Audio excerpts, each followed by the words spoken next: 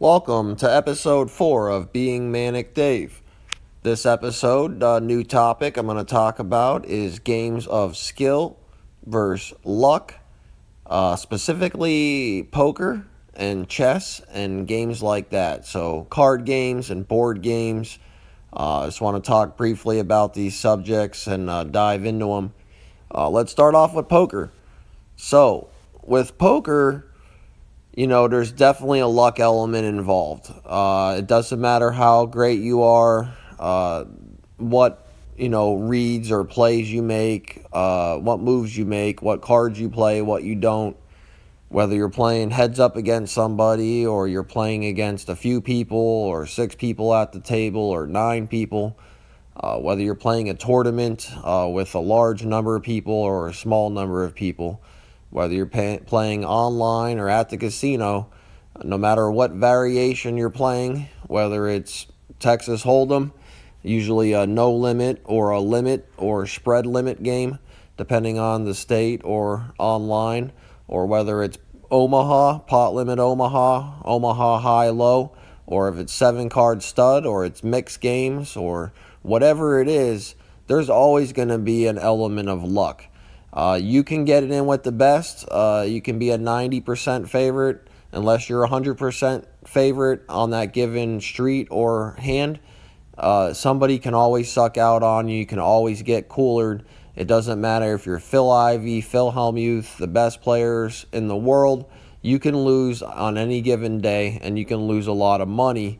So with poker, what makes a person great is not only their game selection and their bankroll management, but also, if they're playing live, if they're good at reading somebody, physical tells, if they're, if they have good tilt control, they don't get emotional, they make decisions based on logics and mathematics and reading the other players.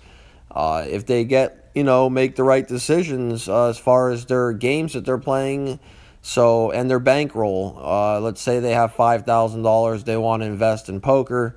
You don't want to play all $5,000 at one time at the table, so they decide to play $1 and $2 limits and $2 and $3 limits, buying in for a couple $100 every time. If they lose a session, they don't rebuy and try to make it back. They go home. If they win, they leave usually.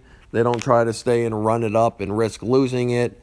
They might have a stop loss point. They buy in for $200. If they get down to $100, they get up and go, minimizing their losses, because at that point you can only really double up back to $200 realistically, and you also risk losing the $100 you have remaining on the table. So there's smart decisions there. They can also play well and run well and get lucky in like a major tournament or a tournament of some nature where they put up a buy-in and win a bunch of money, and it really gets them going. So if they make more decisions correctly and play well in other tournaments after that with the bankroll they have, and they get lucky some more and they run well, they can hit more scores after that, more major scores, and continually keep their career going. Like someone like Daniel Negreanu or Phil Hellmuth, a lot of those guys have done. Or they're prolific in cash games, like your Phil Iveys, your Patrick Antoniuses, Phil Galfond, all the online players, the ones that can, win a bunch of money over time, playing certain games, whatever their style or their game preference is. If you're Phil Galfond, maybe it's pot limit Omaha. If you're, a certain player, maybe it's no limit Hold'em. If maybe some people are better playing heads up. Heads up is probably the purest form of poker. It really is, because there's a lot of bluffing, there's a lot of moves, bet sizing, position play involved there. You're not just playing the cards you have, you're playing the other person truly. Maybe other people can make their money playing 6 max games where they play just 6 players. So you're not playing necessarily every hand. You have chances, everybody at the table has greater chances of hitting hands because there's more people playing every hand. And that happens with 9 players then. When you go up to 9 players, the same thing happens. So the point being is, I myself play poker here and there. I've had both ups and downs. I'm a winning player overall. A good example of getting somebody getting lucky on you and you getting coolered is what they call it in poker. I remember one time I was at the casino.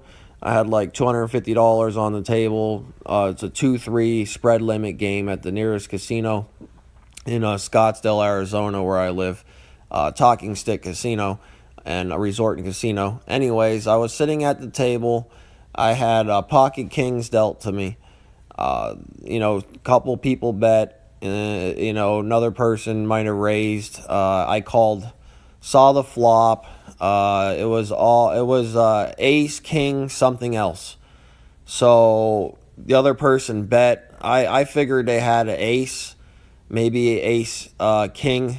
Probably not because I had two kings, so not probably a king. Maybe ace, queen, ace, jack, ace, 10. I don't know, something like that. Maybe ace, whatever the other low card was, like it was a 4, ace 4. So I figured they had two pairs. I'm sitting pretty with three kings now. And then I call. The turn comes, the next card, it's a deuce. Nothing really there, right? That's not major league gonna impact either of us. The next card's another deuce, I believe. So I had kings over deuces. I had kings full, three kings and two twos. What is considered a nuts in like 90% of the hands that play out in that situation. The only thing that can beat me, the guy raises all in. I call thinking I have the nuts. I flip over my hand. I'm fucking shocked. The guy had pocket aces. Hit three aces on the flop, improved to aces over twos, to beat my kings over twos. I lose the 250. I get up and leave. I'm just in utter shock. Utter shock. And then I've had on the other scenario where there's a big hand. They splashed a pot at the casino. They put $100 in pre-flop. I never get good hands during splash pots. I get pocket aces. I'm in it, long story short, three ways with two different people, all in for like $250 for each of us, like $700 on the table. Mathematically, I'm really not as strong as you'd think, because if you have 6, 7 of clubs or something, you could easily suck out on me and crack my aces. The flop, it's all about the flop at that point. If it comes, Queen 10 of clubs and you got 6, 7 right there, you got a flush draw, you can hit another club and suck out. It could come 7, 10 jack or something and you have a pair and a straight draw and the straight comes. So it can go both ways. The ultimate game of skill is chess. Everybody knows that. That's why being a grandmaster, being your Bobby Fishers, your Kasparovs, these guys are geniuses. There is no luck involved unless the player was sick and didn't show up. I guess if you touch your piece, you have to move it. You play that way. And you accidentally touch the wrong piece. That's kind of, crappy, but it is preventable skill-wise, so it's not luck. That's the ultimate man's game board. That board game. Chess is all skill, all logics, all plays, all angles, all positions. The reason people make money in poker is that they make those other decisions I talked about, good bankroll management. They do make good plays. They can make good timely bluffs or moves. And in the long run, they can hit a big score or they can grind and show a profit after a lot of sessions over many hands. And that's awesome too. But in general, there's a debate legally and legalizing like online poker, and is poker a game of skill? Is it considered that, or is it more like sports betting or casino play?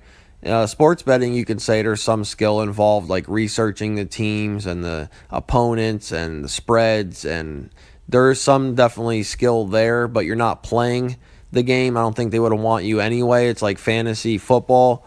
Like there's some skill, maybe picking the right players, but they still have to go out there and perform at the end of the day. Obviously, I don't think there's much skill in the casino, technically pushing slot machine buttons. Blackjack, a little bit, what bets you make and what decisions, like splitting a hand if it's 2 tens to try to, double your money or whatever. There's some skill there. Who else is at the table can dictate your decision in blackjack. Like if somebody else before you at the table decides to hit another card and they bust and it's like a 10 and you really needed that 10, and then you get something you didn't need, that you would have had that card, but the player next to you made the wrong decision. Craps, roulette, spin the wheels, throw dice. A lot of luck involved there. Poker definitely has some skill element, but there's definitely luck as well. Depending on what poker game you're playing, I think it's anywhere from 50-50 skill, luck element. Maybe you can hedge it in your favor in the right game, the right decisions. If you're running well and getting your cards and making good plays, it could be like 80% skill, 20% luck. But there is definitely a luck element involved. Anytime there's chance and somebody could suck out on you or hit that card, or there's still another street left and you didn't get to the end of the hand, there's always a chance that that you could lose. But anyways, that I love games, whether it's Scrabble, Words with Friends, poker, chess, checkers. That's a boy's game. Chess is the man's game. Other board games, Monopoly, Battlefield, it doesn't matter. Risk. There's all kind of cool games out there. I think they're underrated. More people are playing apps these days for a lot of the games, even like Candy Crush or whatever games they're all into these days. But that's my conversation about poker, games of skill versus games of luck, and chess. And I hope you tune in next time to my next episode, which I'll be talking about sports in the next episode, specifically talk about the Olympics. It just started. I'm watching some of the Olympics. It's in South Korea, the Winter Olympics. And basically, as I'm watching it, you got luge going on right now. We got some speed skating. But I'll talk all about that next time. And you have the political elements involved there with the Olympics and South Korea and North Korea and Kim Jong-un and yada yada there. But we'll get into that next time. I just wanted to talk about poker, chess, things like that. This episode, this is Being Manic Dave. I hope you have a wonderful day, and I will see you again soon.